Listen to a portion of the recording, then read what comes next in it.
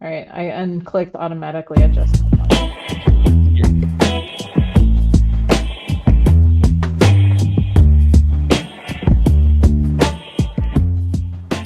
Hello, everybody. Okay.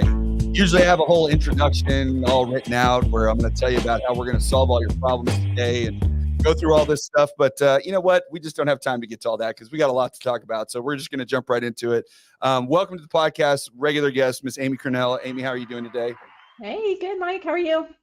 Doing good. So we were chatting quite a bit before this, kind of getting into it. So hopefully we didn't spin it all out before we got on here. But we're going to dive into this NAR settlement today. So this is primarily what it is. Usually I do my podcast on Thursday, but we're doing this one today because this just happened on Friday, and we really got to get into what this all means because everybody's got an opinion these days, and they're flying around all over the place. So let's just start with. Let's just talk about what actually came out of the settlement. So what are the facts in the settlement that came out? And then we'll kind of start to parse out what that actually means. So tell me a little bit about what this settlement actually meant and what was inside of it. Yeah. So just to take a couple of steps back. So this is settlement in what we call the Sitzer-Burnett case that was in the federal court in Missouri. It actually also encompassed a moral court case, moral, MOEHRL. So yes. I think we're calling that moral, moral case as well. And so basically that's creating this giant class action and saying, hey, anybody who has ever had any sort of claim against realtors in general, hey, you can go into this class and you can claim a portion of the money. That's what the federal government is trying to do with this case of making everything all in one settlement, which does tend to think that, hey, that's going to be a benefit for most realtors out there because then they can kind of control it, have kind of this line in the sand and say, okay, now there's pre-settlement issues and now there's post-settlement issues. And it creates where we do have some relieving of the liability of what happened pre-settlement, which that has been a big question mark of what was going to happen. So the settlement was really 4 pieces. So I'll go through all 4 pretty quick real for quick you. before you do that. So, and we talked about this a little bit when we were talking before the show, but originally these were state cases, but now they've turned it into a federal case. So now it encompasses all the states. Is that correct? It kind of encompasses all these states. So within the body of the lawsuits, and I've got it's real nerdy stuff that I sit up and read at night. So by the way, the lawsuits, Amy's in law school now for all this too. So, but I'm not a lawyer, and I'm not like, no, but studying all this. And really, don't take anything that Mike or I say as legal advice or anything like that. We'll just make that disclaimer before we start, because really, we are all trying to read the tea leaves on this. This is a very new settlement. And so we really are trying to just figure out what the best way forward is on some of that. So back to Mike's question. Yes. So there was this goal of putting it in the federal court system because there was crossing of state lines of some of these things. And so they said, okay, we're going to have this state and this state and this state. And so the classes earnestly kind of got a little messed up, in my opinion, to start. And so now it's trying to reset some of the classes and trying to make them to encompass everybody that has something against that, the class of realtors that are the defendants in this that are being charged. Okay. So we'll see. I will tell you, all of this is a proposed settlement. And I think that's part of a little bit of my question mark on this is was this proposed and everybody really had already decided and it's just rubber stamping and we go on? Or is this proposed and this was a Hail Mary and from the federal side, either from the Justice Department or for the Department of Justice, somehow how are they going to come in and say, no, that's not enough. We need more injunctive relief, something like that. Gotcha. So we don't know if this settlement will actually be the final one because it hasn't been fully approved, but it could very well be because they could have said ahead of time, yeah, we're good with this. Go ahead and put it out there and let's see. Which, I mean, again, we've talked about this, but I kind of feel like in order to release something like this, as publicly as they have, that you would think that they've kind of, ahead of time cleared it, unless they're just, like you said, taking a Hail Mary to see if they can make it stick. Who knows? I know. I mean, I would think oh yeah, they have it all settled out, before they're doing the, Good Morning America tour and all the, New York Times and all this stuff going out. but they also have been fairly arrogant in the past, saying that they create some of the rules. So it could be not too. I They really do NAR? honestly, NAR, yeah. Sorry, see, so anyway, but yes. Yes, okay. So, all right, so 4 parts to the settlement. First part is money. So right now, so this Sister Burnett case, just to remind you too, it was went to jury trial in October of 2023. The jury found very quickly in favor of the plaintiffs and awarded a $5.3 billion jury award. Is actually that's a trebled amount, but the potential was 5.3 billion. That was not great news. This number is only 418 million. Hey, it's a steal.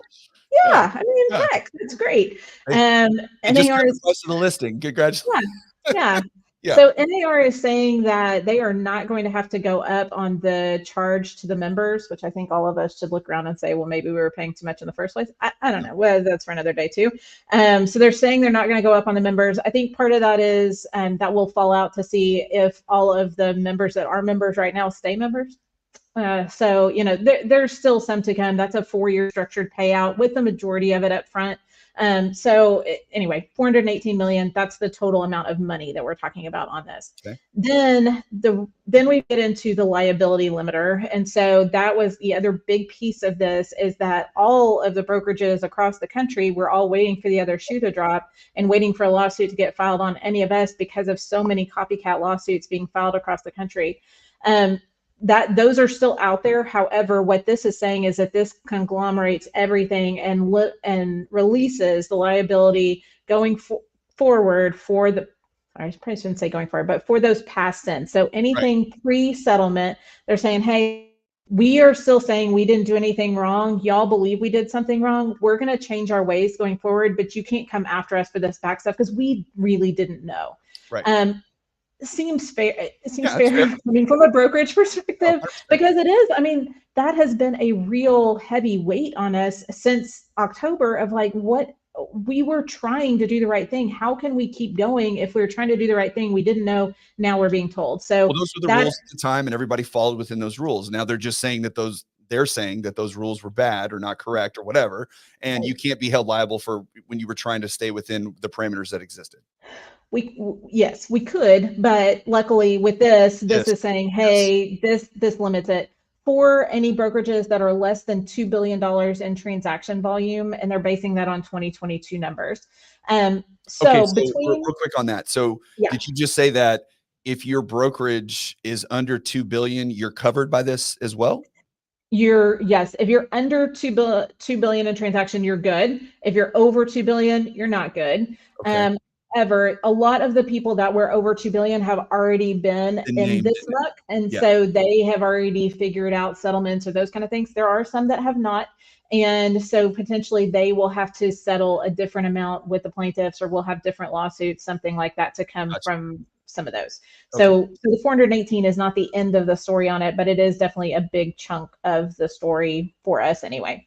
So we've got the settlement amount, we've got the limit of liability, and then we get into more of the practice changes of what we're being asked to agree to as NAR and agree, right? So this is, rather than a judge saying, hey, you have to, which that was coming 331.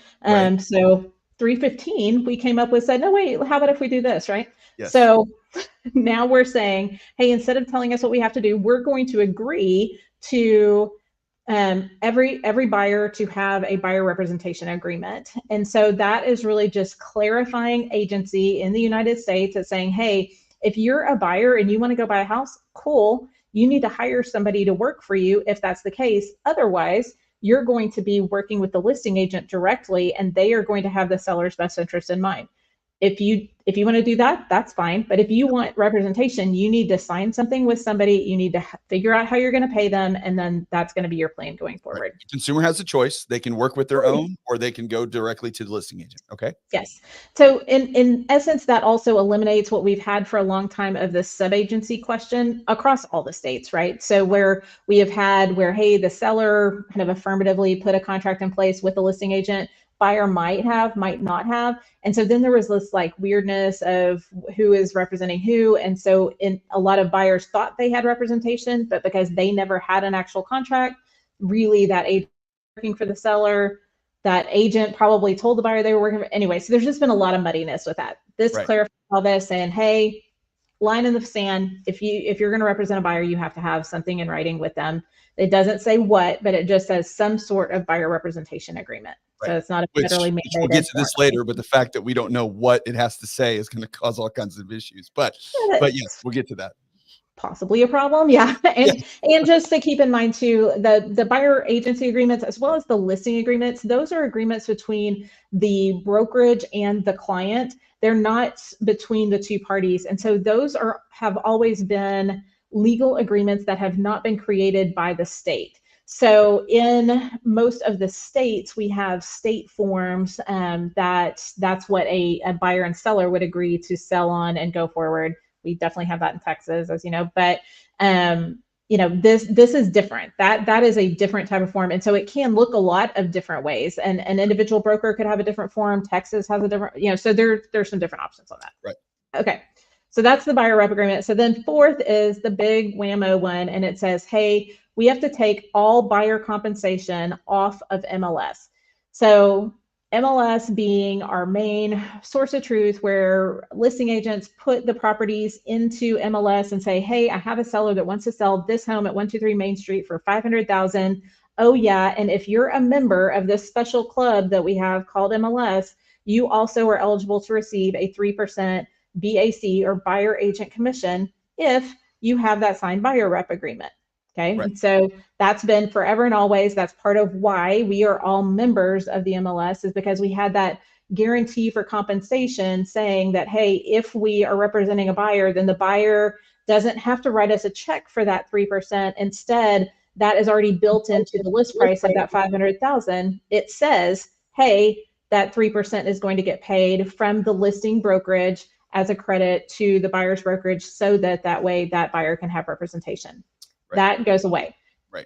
Now, we already have agents across the United States that are saying, well, but what if we did it this way? What if we did it this way? Well, hey, what if we change this? Maybe we could add it to here.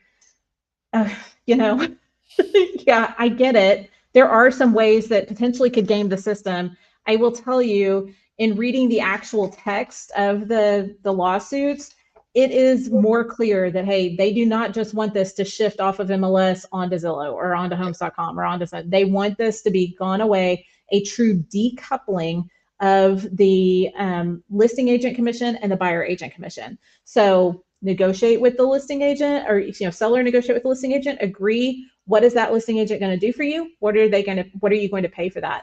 Buyer, you should be negotiating, what is that agent going to do for you and what are you going to pay for them? And those should both be separate conversations. So are you saying inside of the lawsuit or inside of the settlement agreement that there is specific verbiage where let's just say I decide, okay, well, I can't put it in MLS. I can't, have it in my listing agreement, but when I write my listing description, I'm going to say we're offering 2% to the buyer's agent. You're saying that inside the settlement, there's some language that's kind of like, no, you can't do that either. Correct. Okay. Right. So and again, doesn't mean people won't. Doesn't mean this is Amy's interpretation of reading the language. So y'all, there's going to be other people that are going to say, no. I have heard that my cousin's brother said that I could put it on just my Facebook. It's kind of like the what was the I always heard about the coming soon thing, right? Where it would be like, well, you can put a sign in the yard that says it's coming soon, but it can only be for X amount of days. There's a certain level of enforcement that comes into play with all this stuff too. So yes. Yes, you're totally on the right page. And some of this has been by our design, right? So NAR came up with that rule for, hey, coming soon cannot be more than 30 days. And it can't be this and it can't be that. In order to be in our club called NAR and called participating in the MLSs, you can't do some of these things. And we created rule names and we did all these things on there to try to, in theory, protect home ownership and some of these things, but that's part of what we've gotten our hand slapped on. So some of those rules are also going to change. They haven't changed yet. So there's going to be some kind of ripple effects of this, right? So right now we're dealing with, hey, buyer compensation has to come off of MLS. So the way that I read that is, if that is saying, hey, we can't have it on MLS, we've got to have it done separately. There are a few ways that the buyer's agent could still get paid. Yes. So yes, you've got to have your buyer representation agreement. This is our Texas one. It's got to say, hey, this is what the buyer is willing to pay. And the way that our form reads right now, which again, it could change, it says that the broker, the buyer's broker, will seek to obtain payment of the commission by the seller, their agent, and then if not either of those, then the buyer. So we do have in Texas a couple of other forms that are going to be helpful for that, where we can clarify and go to the seller. So let's say that we want to show 123 Main Street. I've got a buyer that's interested in it. It's listed by somebody on MLS, and I go to them and say, hey, I would like to present this to your seller. I would like to have them pay a blank commission to me for representation of the buyer. I have a buyer rep that says that. Will they consider it? If they say no, then I could also try, well, hey, what about you paying it? Registration agreement between brokers. Will you pay that commission? That if they say no, then that puts us into the situation where now the buyer is officially paying it. And that would be then where we've got to figure out, are they paying it in cash? Are they paying it in a closing cost credit? Are they, Mike doesn't want to talk about rolling it into the loan, but you know, how are we going to do that? Right. Sounds easy. Sounds really simple. Sounds like you just made the transaction that much easier. That's a lot of fun. Okay, because I do want to get into the buyer's rep part, because I do think it's a big piece of this. But before we do that, just really quickly. So when we look at just on a top line level, how is a buyer going to pay for their realtor, right? Going forward. Yep. Okay. So one is they can pay it themselves. And we will talk about numbers and whatever, but they can pay it themselves out of their own pocket. Yep. Number two is the seller. I mean, I want to be sure I use the right words here. Can the seller still pay it, or is it the seller's brokerage, the listing agent, that's going to pay it? How would I say that? I don't see a restriction in the settlement agreement for either way. Okay. So, but it just can't be like a promised compensation where it is already baked into the membership of the club and some of that stuff. So, so the seller can still pay it. They haven't forbidden that. It just can't be offered necessarily, but they can pay it. Yep. And then the third way that they can do it is they can get concessions from the seller, like you would closing cost concessions. But, you know, and we can get into that a little bit, but those are going to be limited because right now there are caps in the mortgage world, which is what I do. There are caps on how much with a conventional loan, for example. If you put down the minimum, which is 3 to 5%, you can only get 3% in seller concessions of the purchase price. FHA is 6%, which is usually more than enough to cover closing costs. So you've got a little bit of wiggle room there. VA is 4%, but VA right now cannot. Realtor commissions is one of the non-allowables for this, which is an issue, which they're going to have to figure that out. And I would imagine, because I've seen this in a lot of places, everybody is very concerned about veteran buyers in this circumstance because they're technically not allowed to pay realtor. Yes.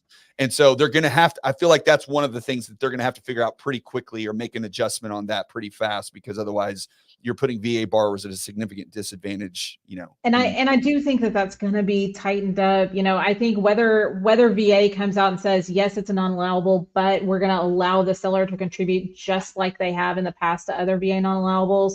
It's the same pot of money. It's coming out of the same place. It's fine. Yes, in those some situations where the veteran would just be like actually writing closing costs for that much money, that is going to be an issue. But how many of those situations are we actually seeing right now? Probably not that many. So, and again, I'm going to get some hate on that. Like, no, there's so many VA buyers that need that. I get it. I get that they do need that, but it also is going to be a situation just like we've seen in the past with VA, where that is just a limitation of it, that we've got to figure out how to meet up those non-allowables.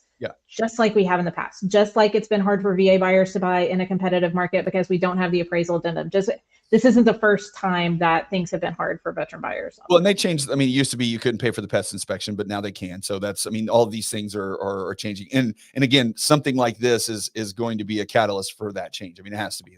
They can't put them at that big of a disadvantage. People will go open arms. So, okay. So really that's the three ways. So buyer can pay it directly. Seller can still pay it. Seller, you know, the listing or whatever can pay it. And then they can be paid out of concessions. Okay. So those are the three ways. All right. And I would say on all three of those ways, like that's an affirmative decision that the buyer is making to sign the buyer rep and say, I understand that my agent is going to get paid this, and this is how we're going to do it in any of those 3 ways. And so that's where I do think there has been some difference of that in past, where it just hasn't been that crystal clear to all buyers of like, yes, my agent is getting this much money. Yes. So, okay. So that's where I want to talk next. Okay. So now that we know what's in the settlement, what's agreed upon, or at least it hasn't been fully approved, but the expectation is that it will. And by the way, all this stuff is supposed to take place in July is when it becomes official and kicks in, correct? Yes. So, and I've heard some different numbers, July 1st and July 15th. So, but somewhere in there, and we may not have the official for a couple of months too. So it's, who knows? we're all, we're all just muddling through the water in the mud here. Okay. So let's talk about the buyer's rep, because this is, you know, I talk to agents all the time, you know, as you do as well. But my realtor partners that I work with, when we're doing the mortgage side, you know, and we have these conversations, been having them for a while, and I get a wide spectrum. I get nothing's going to change. It's going to stay the same. Sellers can still pay it. They're going to. I get, I'm worth 3%. I'll get my buyers to pay it. And I'm like, hey, good, you know, go for it. Like, if you can do it, knock yourself out. And then I have some that, you know, like, well, I'm getting out of the business. It's all going away. And I'm like, so there's a big spectrum here. Okay. So my whole point of all this, or my perspective on this, is that this is going to be the first time that a buyer's agent is going to have a real conversation with a buyer about compensation. Okay. Because before, it was just assumed in there that the seller's paying it, because they always have, and by the way, it was always negotiable. So be very clear, right? 100%. The whole idea of 6%, you know, they can pay a flat fee, they can pay a percentage, they can do whatever. But just like when you go to a restaurant, you know, you don't have to leave a 20% tip, right? It's not required, but it is kind of standard. And so the standard in the industry for a long time has been the 6% number. So, but from a buyer's point of view, they've never even felt having to pay that commission before, because it's never been a part of their situation. So now we're in a world where, because of this buyer rep requirement, which is now they're pretty heavy on, I think it's always been a requirement, I guess, but now they're saying, no, this is going to be the thing that determines how you get paid. Now, when you meet with your buyers for the first time, before you show them the first house, before you even walk into the first door, you're going to have to sit down with them and say, hey, how am I going to get compensated in this transaction? Okay. Because hopefully I can get the seller to pay for it, depending on the market and depending on the competition of the house, whatever. But if not, then you're going to have to pay me. And then what's that number look like? And what are my services? And what are we doing? I mean, this is a conversation I don't feel like has been had to this extent, at least, really ever. How do you? Yeah, no, I totally agree. I will tell you what the thought is behind requiring this before you walk in the front door is not necessarily how that buyer agent is going to get paid, but clarifying for the buyer, hey, if you tell me anything, now I have a fiduciary duty to you, because you're my client, you're my buyer client. Where before, if we had gone and shown them some houses and they had told us things that they wanted to be held confidential, we really had the responsibility to report those to the seller, because we were subagents to the seller until such a time that buyer entered into a buyer representation agreement. Gotcha. And so I know that it's like, people are like, oh yeah, but who's ever going to know that? Who's going to know when we actually signed it? Well, the courts are going to know when they open up the file and say, you showed this house on the 17th, you didn't get the buyer rep signed until the 20th, you went under contract on the 24th. When did you find out that they had a bankruptcy? Right? Well, yes. Whatever. And by the way, on that note, and we talked about this previously, but now that we're in this world of real estate where lawsuits are just thrown around all over the place, this has to be in the front of every realtor's and every broker's mind when they're doing this, because this is the new reality. The new reality is people sue in real estate. They've sued a long time, you know, it's not anything that's brand new, but at the same time, this is in the public zeitgeist now. So if you get a buyer that isn't happy with what happened or made some kind of claim, the thought that they won't file suit against you, especially if they're going to have to pay you because they signed some agreement, this is where we're at. Right? Yeah. And to piggyback on that a little bit too, is that's what agents have to decide when they are deciding what they are going to charge that client for representation. They need to take that into consideration. What are going to be my costs of defense? What are my costs to insure? it's a big deal. This is a real profession. This is not just a cottage industry where, oh, I could have sold Mary Kay or I could have become a realtor today. I think I'll choose realtor. Like, let's just do that. No, this is a real legal situation that we are helping people through this major transaction in their life, and they are dependent on us from more of a professional capacity than just a salesperson capacity. And so we've got to be able to present that and help them understand why we deserve that, but also we've got to be able to defend what we're doing to help them reduce risk and do those things to the extent that we can as well. Right. Still not attorneys. So talk about the buyer's rep then. So what do you think the importance and relevance of this is going to be, going forward, and how impactful are these going to become? Yeah. So, I mean, like that, I do think that a lot of it is defining that role and responsibility of what am I going to do as an agent for you? What are you going to do as a buyer for me? And then what is going to be the economic, payment, that kind of thing beyond that. Where I also think this could happen is right now, the way that buyer reps are written, at least in Texas where we are, we see these buyer reps written very broadly. They're over the entire Metroplex, or I've seen them over the entire state of Texas for a year. I'm going to represent you on anything in the state of Texas within a year. Well, that's highly unlikely that I am going to have geographical competency over the entire state of Texas and that I'm going to be able to represent you effectively over that when we are split up into a bunch of different MLSs. I don't have access to all that, and you never had any intention of buying that anyway. So we may need to get more clear on what area we are serving that buyer client with. And it may come down to a more granular level. And this is what we've talked to our team about too, where it may be that we have a buyer rep signed for every home that we go into. And that seems like crazy, like, oh my gosh, what a crazy amount of paperwork, all that. But it's not that hard to see that might be an option where, when they schedule an appointment, they click through to say, yes, I understand, I'm going to be represented on this one, and this is how the payment's coming. It's either coming from the seller, from the listing agent, or from me as the buyer. I affirm, okay, let's go see that house. Right. So this is likely going to be something that has some fluidity over these next months and years as we see this drilling down to make it a better form for both the agent and the buyer. But we don't want to have as a buyer that signs this form carte blanche and signs a 6-month agreement with an agent that then they find a home that they love and they now can't afford to buy it because they don't have the funds to pay for their down payment, the closing costs, and the agent. Right. And right now, and we'll get into some consumer behavior stuff here in a second, but right at this moment in time where we're at today, we're in this weird market where and again, it depends on where you're at, because there are some homes that have been sitting on the market for 3 or 4 months. And there are some homes that have been on the market for a weekend and they've got 5 offers on them. And it depends on where you are. And when we get back into the world of when rates come down, everybody wants interest rates to come down. Well, as soon as rates come down, we're going to get into a really messy place, because with all this new information now, because remember back in the day, sellers always paid title policies. Always. That's what they did. That was part of their ensuring to the buyer that they're going to pay those title. Well, now I've got 20 offers on this house. So no seller's paying a title policy in that circumstance, right? So the tendency changed. So once we get into a market where a seller has the choice of 20 different offers on their home, because we still don't have enough inventory, and oh, by the way, it ain't coming anytime soon that I'm seeing.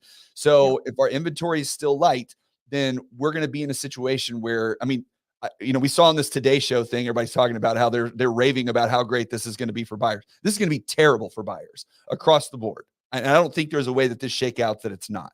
Right? I don't either. I mean, maybe the sellers, because they potentially are going to pick up some short-term gain on it because people aren't going to really kind of see it. It'll be so muddy for a minute of buyer paying and seller got a little bit extra, some of that. But really, it's a long-term loss for the buyer and a short-term gain for the seller, if any gain at all. Yeah.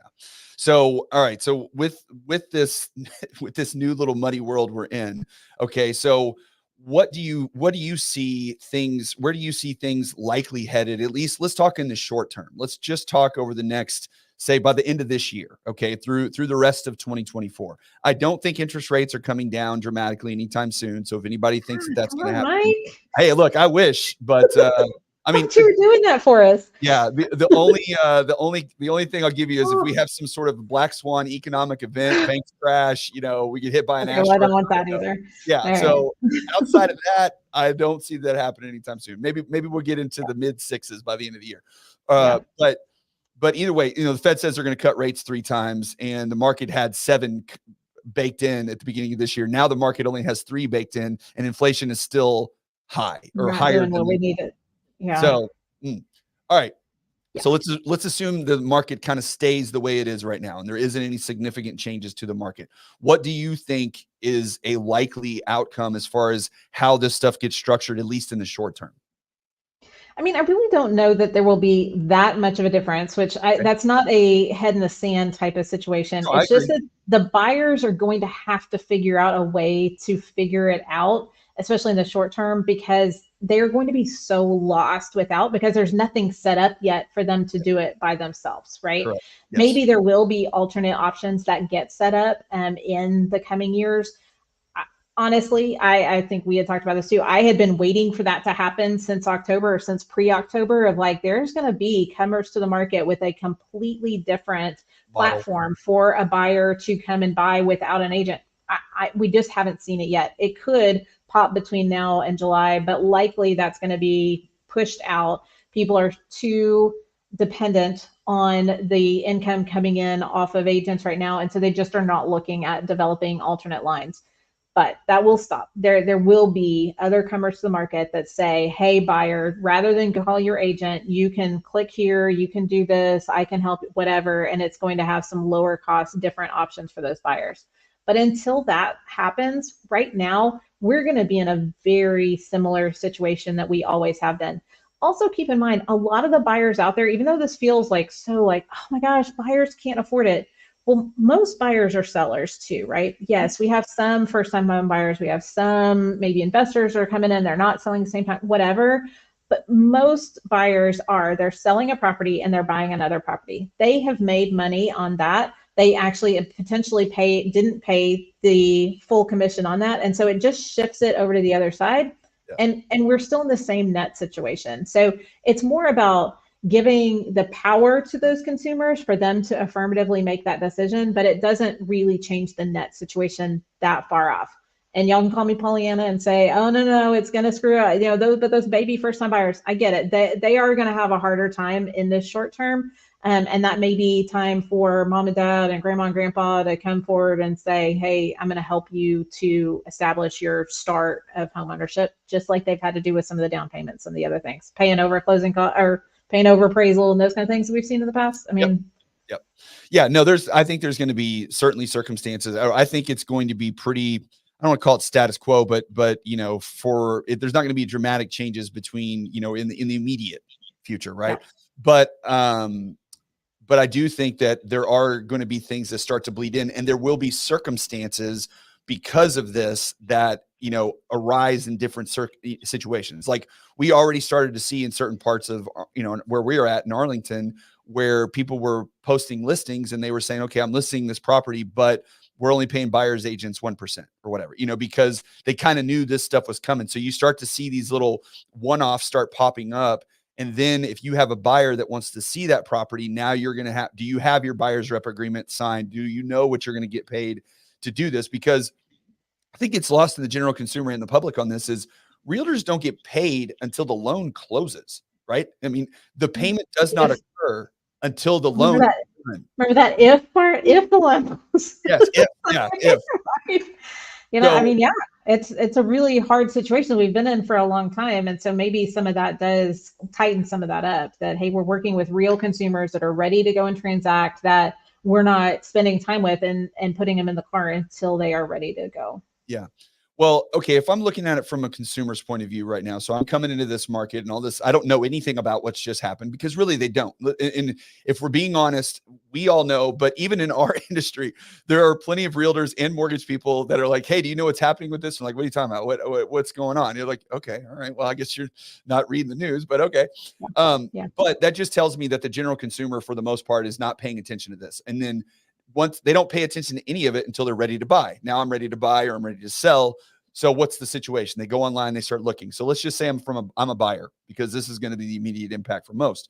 And I go on to the hated Zillow or the Redfin, and I look on for homes for there, because this is usually how it goes, right? I decide I want to buy a house. I wonder what houses are available out there. If I decide I want to buy shoes, I go look at shoes before I go to the store and buy them. So I go look, I see some houses. Ooh, I really want to see that. Okay, now I've got to find someone that can show me this house. Okay. Well, thus far, it's not unusual, even in the past market, where that buyer will call whoever the agent is on that listing agent, right? Correct. So they could call the listing agent, where we get into how listing agents represent buyers in this situation, or like they have in the past, I'm going to call my grandmother, call my mom, call my best friend, see who the realtor is that they worked with, to see if I can get some references, or my neighbor does it or whatever. So then they reach out to them. Now I want to go see this house. Okay.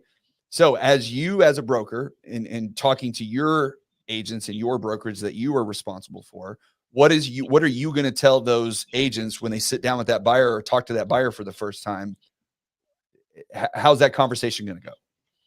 Yeah. So first off, that's important, having that conversation. And that's what, I mean, sometimes has not happened, right? It's just been like, hey, Amy, can you go show me 123 Main? Okay, great. I'll meet you over there at 5. And then you're there. And there was never really a substantive sit down. Hey, let me explain this to you. Let me show you what this is going to look like. And let's agree to work together on this. And that is really important and should happen. So that needs to happen first. And if you're having that conversation, then that does give you time to really help them understand, like, hey, here's what your down payment's going to likely look like. Here's what your lender closing costs. Here's what your title closing costs. And here's what the closing costs of representation are. Are you prepared for all that? Are you okay with all that? Do you understand that? Are you ready to start this transaction and go forward with that? And if you're having that kind of conversation, like, things go a whole lot better than if it's like, oh, wait, you had me click, and I didn't know I was going to pay that. I thought I was only, and it's the transparency that we've got to have with those buyer clients to make sure that they understand what they're signing, and that we can do that. And so that's the conversation I'm having with my agents right now, is like, I'll be damned if y'all think that you can just send this for somebody to sign, and then you're going to get mad and try to charge them for that if you never had a conversation with them about, hey, you may have to pay me that. Right. If you have not had that conversation, then good luck. I mean, much less could I charge that. But if you had to get up, and I do, like what you were saying earlier about, like, what's the judge going to say? In my head, that's constant. Every single moment of the day, I'm like, I'm presenting to the judge, because I'm like, what would the judge say about this? What would the judge say about this? And so what would the judge say? If I like basically but Amy, they signed the document. They signed the document, Amy. They're responsible adults. Smart enough to read it. Well, we should also be smart enough to help them understand and guide them through this transaction. And here's the good news on this: when you talk to clients about it and tell them, they get it. They get that they can't do this on their own. They get that this is a really hard thing and they need help. They may negotiate with you on the rate, but they want somebody to help them with this. This is the same situation that we've had in commercial. This is similar to what we've had in lots of other industries. This is not something hugely new. We just need to actually have some conversation with them. Yeah. Yeah. And I think that's going to be the part that, because I think a lot of agents right now are worried about their future. Like, because I don't think we can exist. And again, we chatted this beforehand, but we got to feel and be real about the fact that commissions are probably coming down. Would you agree with that? Yeah, maybe. It's hard to know. I will tell you, Spencer and I have worked a lot on this. We started kind of when the case went to trial. So back at the beginning of October, we started really breaking down, what do we do for a client? How many minutes does it take for each subsection of what we do for a client? And then looking at, okay, then what does that mean? How many hours does it take for us to serve that client? And then looking at, okay, what would we charge them? And is that a fair dollar per hour for that? Right. And, if you can charge that and you've got people that will do that and those kind of things, then no, it shouldn't come down.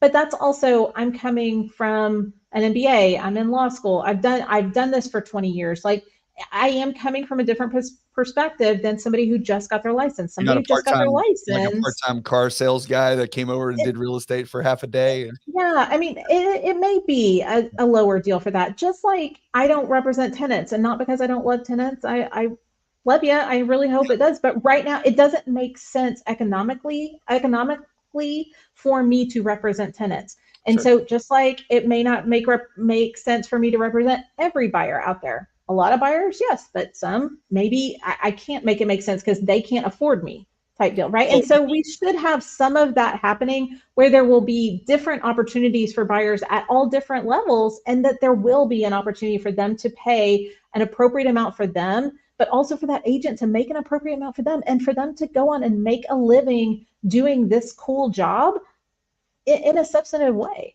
Well, and you've always used the analogy, which I really like, about the accountant, right? In that, there is TurboTax if you're a straight W-2 employee and you get a paycheck and that's it. There is the local bookkeeper if you've got a little thing that, a side business that you're running. There is the full-blown CPA that can, if you've got a corporation and a little side business that you run with your taxes. And there is the CPA firm that if you are a large business owner and have got multiple properties and multiple things, they are going to pay. Each one of those is available and in the market, and each one of them costs a dramatic difference between what you're going to pay out for it, depending on the service level that you need. Right. And it's no big deal for me as a business owner with multiple businesses to strike a check for $15,000 a year for my CPA services. But for my dad to do that when he's like, why do I have to do that? I'm retired. I have a very simple deal. He can totally do it on TurboTax and it's okay. Yeah. Now, does that mean that everybody, that I'm encouraging all these buyers to go out and be unrepresented and that kind of thing? No. I mean, there is definitely an opportunity for buyers to be abused in this system. Yes. And that is a big failure of this whole thing. Nobody is denying that. That sucks. Like, there is a real likelihood that people are going to be harmed with that they are going to overpay for homes, that they are not going to understand financing, that are not going to understand repairs. It's going to potentially lead to higher rates of foreclosure because they didn't understand what they were getting into beforehand, even though they're working with quality lenders and that kind of thing. It just helps to have other hands to help guide them into appropriate decisions for their family. That's just not going to be there on some of these deals. And so that is a major failure of this. But I also can't tell them that for every single transaction, they have to have a Rolls Royce type realtor experience for everything. Yeah. Well, and that's where the service level starts to change, because right now, whether you're buying I was going to say $100,000 house, I don't think those exist anymore, but whether you're buying a $250,000 house or a $700,000 house as a buyer, your experience from that agent is pretty similar, right? As far as like what they're doing for you and everything else. But in this new world that may be coming headed our way, that experience might be a different experience for the buyer, depending on the purchase price of the home, because it's going to come down to economics on who's willing to do whatever work that is necessary for that buyer to get that property, and then what the pay is going to come with that. And again, it's just not that uncommon to other industries too. If I'm going to get divorced and I hire Harvey Specter to come in, and Spencer hires, somebody down the street, like there's a disconnect in that. Yeah. I mean, and so it's just not always necessary to have this high-end fee necessarily on it, but it doesn't mean that it's a low-end fee either. It's more of getting some appropriateness on the fee for the services that's being provided and for the agent that is showing up at the door. So for any agents that are concerned about all this and trying to figure out, okay, where's my place? I mean, we've already been through a market where I don't know the recent numbers, but I mean, we lost half of realtors and half lenders in the last 18 months. I mean, almost. No, not that many on the realtor side anyway, okay. Or not according to NAR numbers. And that we're down a little bit, but we're only down like, I think they said like 5%, 3%, something like that. It's not very much right now. All right. So anybody that is nervous about this whole thing and how it's going to work out, what would you tell them? It's like, okay, what do I need to do to make sure that I can maintain my career in this new environment, and not just for the short term, because obviously there's a lot that's still left to be hashed out in this. Cause I think, it's settled, but nothing's settled. Right. And so not just short term, but even long term on where things are headed. I mean, I think you've got to come to work, right? If you're a realtor, be a realtor. Like, don't also do this or this or that kind of thing. Like, if you're going to be in this, like, let's get in it. Let's figure it out. Don't think that you're just going to have clients that just like automatically fall in your lap. You're going to have these conversations and work at it. You're going to probably need to take a class. You're going to need to figure out what your, I'm going to say value prop, which agents are like, I don't know that. Okay, it's just what you do and how much you charge. Like, you're going to need to figure that out. You're going to need to be able to tell people about it. Those are not things that require a college degree. There's not things that are impossible. It's just things you may need to practice some. And so you need to come to work and practice those and be in the real estate industry all the time if that's what you want to do, if that's what you want your business to do. If that's not what you want your jam to do, that's cool. Maybe just go ahead and, like, you know, think about something else then, because that's what it's going to take. We are all starting over in a lot of ways. We are all like, this is like, we just all graduated from realtor school. We've got to figure out now how to go into the living rooms and help serve clients in a different way. And so, yes, we have a great basis for that, but we've got to really talk more about what does that look like and help those clients walk through this major transaction of their life. And I'm not any better than you are at that or whatever. Like, we're all in it together. We've got to figure out how to make that path forward. But you've got to be here in order to do that. So participate would be my biggest advice. And like you said, you have to know what your job is and what it's worth, right? And you have to establish that with your buyers, and you have to establish that with your sellers, because, I mean, we haven't talked much about sellers. We've been talking mainly about buyers, but the seller side of thing is going to change as well. Yeah, they've got a big decision to make. You know, how do they want to handle compensation too? Because they could just hire a listing agent and say, you're my person, I'm not paying anything to the others. But we don't know how the market's going to react to that. It's fine. It's just, we just don't know yet. And so they're going to have to really make some affirmative decisions too on how do they price and how do they decide on comp as well. Now, do you see a place where the listing agent even plays a bigger role now, because we move into a place where, as a listing agent now, you know, you're going to be showing some houses, you're going to be opening the doors to get them in? I mean, again, maybe not right away. Maybe, you know, this may take a minute, but I mean, is that world headed our direction too? Yes. And I will tell you, I mean, like, we talked about this a lot at our business planning for 2024, that this was likely coming. But yeah, we're here now. Let me read you this one line from the listing agreement that speaks to that too. So this is the Texas listing agreement, but it says, broker will use reasonable efforts and act diligently to market the property for sale, procure a buyer, and negotiate the sale of the property. That's our duties as a listing agent.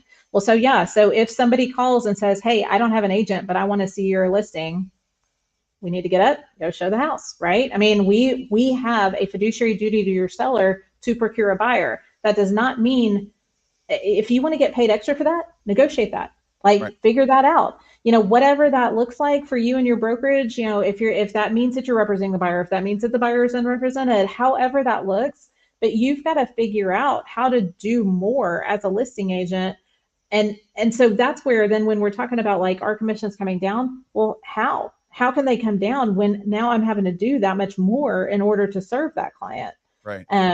So it's hard to know exactly how that's going to fall out, but there definitely is some implication on this listing agreement side and how that's going to go. Now, what I am also hearing just over the weekend since this came out, of like, well, I'm just going to be a listing agent now. That's what I'm going to do. Okay, yeah. Cool. Like, maybe, you know, but I'm not sure why you didn't always have that as part of your business plan. And, you know, most agents have the dichotomy of representing some listings and some buyers. You know, if that's not your jam, if you want to do just one or the other, cool. You've just got to make that your plan and then work your plan for that.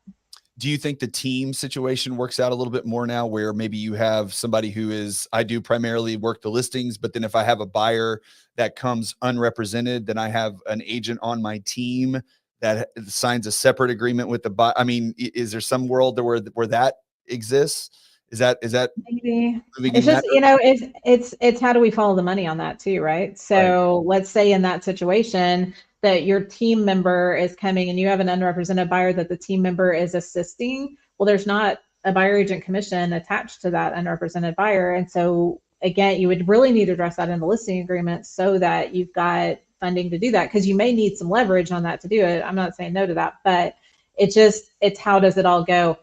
It will. I think teams are going to have a moment to try to figure this out. It's going to be a little tough. I think you're going to have a lot of heavy-headed team leaders that are like, how am I going to continue to make enough business so that my team is fed and that those families that I have, you know, that I'm supposed to be helping with are cared for, and that it may be a little bit of a trying time while we're figuring this out. But again, just like we said earlier, I don't think this changes a lot in the short term. I think I would let it go a little while. I wouldn't shut down teams right now or do any of that. It's really just figuring out where do we go in the post 2024, 2025 world and those kind of things. And sometimes that may kind of figure itself out over time too. Well, and before we wrap everything up, I do want to, kind of we've chatted about this before too, but kind of how did we get here kind of a thing. And I want people to understand, and I talk about this a lot on the podcast in different ways, but our industry has been in the, let's call it in the eye of big money for a very long time, because real estate is extremely local, because it's always been the case that if you're going to buy or sell a home in your area, you're going to find somebody local that works with you. That local realtor wants to refer you to a local lender who's going to use a local title company. And it's all just kind of right here, because that's generally how it works. Right. And forever, the Zillows and the Redfins and the big folks, out there have they've created brokerages, they've created, mortgage companies. They've done everything that they can to try to penetrate the market, and they always have a really hard time with it. And these lawsuits come along, and all of a sudden now, the future of NAR is in question. We just say that, maybe it's here, maybe it's not, but it's very much in question. I think based on some of the stuff I saw in the settlement, that the MLSs that are local are very much in question on if they're going to continue, because of what's required or not required, essentially, as far as membership is concerned. And so it's like, and I asked a couple of agents this question not too long ago. I was like, how many people have you actually worked with or talked to after they finished buying or selling a house as a consumer and felt like, they got screwed, they paid too much, they did whatever? And for the most part, that's not the case. Very few people walk away. There's always exceptions, but very few people walk away from the transaction angry at their realtor because of what they got paid. Like, I don't feel like that's been something that's been consistent in the industry. So it's like, where did this even come from? Why did this even come up from a groundswell that they have 100,000 people or however many it is, which, oh, by the way, in this class action suit are going to get like $20 each. The attorneys are the ones that make all the money in this deal. So how did this all come about? And then, why is it spread so rapidly? And I look at it and go, okay, well, it's always a question of money and interest in what they've been trying to do. And this is just one step further in big money interest trying to get deeper into the industry, because there's so much money tied to housing, and it always has been. And it's such a big industry. I mean, it's what drives our country. For many years, GDP has been a big mover, or housing has been a big mover of GDP.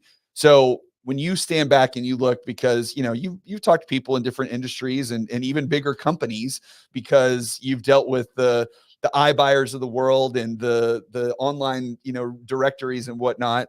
I look at it and say, as realtors and as lenders, we have to understand that to some extent we're kind of under attack. And I mean it not in like a battle way, but just in they're always coming for you. And, even going back to where we used to say about, when the market was crazy about, well, if you're going to sell your house, sell it to a family, sell it to a person.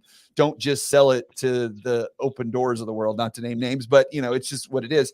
So I look at it and go, this is just one more step to push that a little closer to the edge, because it's just one more cut that they get to make on us. Because again, we all know this is not going to be good for buyers ultimately in the long term. And, and that concerns me. So you pay attention to all this stuff too, and you see it. What are your thoughts on that? Yeah, I mean, there are definitely some conspiracy theorists out there that have said, and I think actually when we talked in October, that we talked about this too, of that, hey, it could be that some of the large companies that are trying to take on a national MLS position of a independent national MLS position, that maybe some of them are behind it. I'm hearing more rumblings in the industry right now of just the frustration with the Department of Justice and saying that, hey, this is the government that's coming in and doing this to us, and that they should have just left well enough alone. This isn't price fixing some of those. I mean, I don't know. It's hard to say. Could it be some of those? Maybe. But you do have this, potentially American populace that when they see something that pops up on their screen that says, hey, were you done wrong? Click here and get more money. I mean, ultimately, that's the end of the story, right? So that's where you're coming from, is that, and I can understand it. I just think this does put us in a situation where we're in this like industrial revolution for the industry of saying, okay, which Mike and I talked about this a little bit before, you know, when I got into the business, which I got in 97. And so even back in the 90s, which I guess is a long time ago now. So that's the late 1900s is the kids like. Yeah, their century. Yeah. The last century when I was in real estate, you know, we didn't have lock boxes on the doors. Agents would go from office to office and pick up the keys and then go and show the property and then bring the keys back to the listing agent. And so we didn't have to fight for feedback and those kind of things on an electronic means, because you'd just go and shake hands with them and say, hey, what'd your clients think? Oh, great. I'll pass that on to my clients. Like there, you know, that was the world for that. We didn't have a internet that we went on and all the MLS got downloaded with millions of pictures. We went and picked up sections of MLS book and added them to the loose leaf file in the office. And then we flipped through and said, maybe this one will work for the client. And then we showed them that one. You know, it just was such a different world and such a different level of like, just prowess, that kind of thing. Just like if I were building a car by hand versus a Tahoe rolling off the line in Arlington, that is a different type of product. I could never do a Tahoe by hand like that, and if I did, it would cost so much more. And so we're in that kind of similar situation now where we've got to really think about what's the appropriate price to get paid for the services that we do, with the education level that we are, with the skills that we bring to the table, with the salesmanship that we bring to the table, with the advocacy that we bring to the table. I mean, let's not forget about that. There are a lot of things that are brought to the table in this, but we've also got to get realistic about, you know, is it fair for me to, you know, come off of being a server somewhere and then walk into a position where I'm making, you know, $200,000 or $300,000 a year. I mean, if I've done the education and if I am that bright and if I am, yes, then, but it's not just a given. And so I think that's where the public persona is, that, hey, that's what we're getting. And that's where we've got to help them understand that is not what you're getting. You are getting true professionals. Let me show you how many classes that I've been to. Let me show you what I do on a daily basis to serve you. There's so much happening behind the scenes that you don't even know about, but we don't tell them about it. And so if we don't tell them about it, they're not going to know about it. So we've got to help tell that story and really be part of the solution here. Yes. Yeah. And if you guys need help on how to do that, talk to lenders, because we had to, we went through this shift. We just did it, 15 years ago. So we've experienced having to explain what we do and how we do it and what our cost is and why we're worth it and all that kind of stuff. So, it's a change, right? It's different. It's going to be different. There's going to be a change. If you think it's going to stay the same and everything's status quo, it is not. It will be different. Now, what different looks like, nobody knows, right? We can all guess, but we have to kind of let this thing play out. What I do know is that anytime in anything you see change, there's always opportunity there, always. And you have to know where to look and you have to know how to position yourself. So when the opportunity arises, which it has right now, then you're ready to take advantage of that opportunity. And I think if anything you take away from all of this is, it is going to change, and you really need to sit down and be a professional, examine your business and figure out what your value is. And not only that, how to explain that to your customer, because they're the ones that are going to make that decision, and then position yourself so you can continue to do this business for the next 20 years, because you can. People are still going to buy and sell homes. It's not going away. Just how they do it is starting to change, and we're just in the middle of it.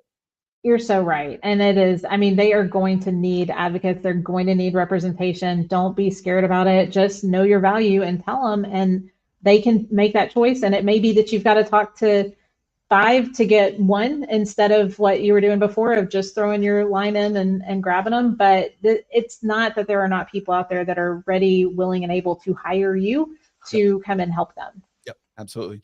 Well, Amy, thank you so much. I appreciate you hopping on with me at short notice doing this, because it's just, this stuff is coming at us quickly, and everybody's got to try to figure out how to adjust and what to do. So thank you for sharing your brain with us for an hour, and I appreciate it. I'm gonna keep you on the bat phone just in case we have more developments that happen. I would love for you to come on and share with us again. As you get deeper and deeper into law school, you'll have a better idea of some of this stuff. Yeah. Although, again, none of this is legal advice. We are just sitting here having a conversation. So thank you to everybody. We had a ton of people on listening today. So thank you to everyone that stuck around all the way to the end. I really appreciate this.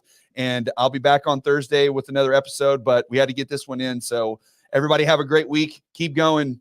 We're going to keep making it money to be had. You just got to keep working. Thanks for hosting, Mike. All right. Bye.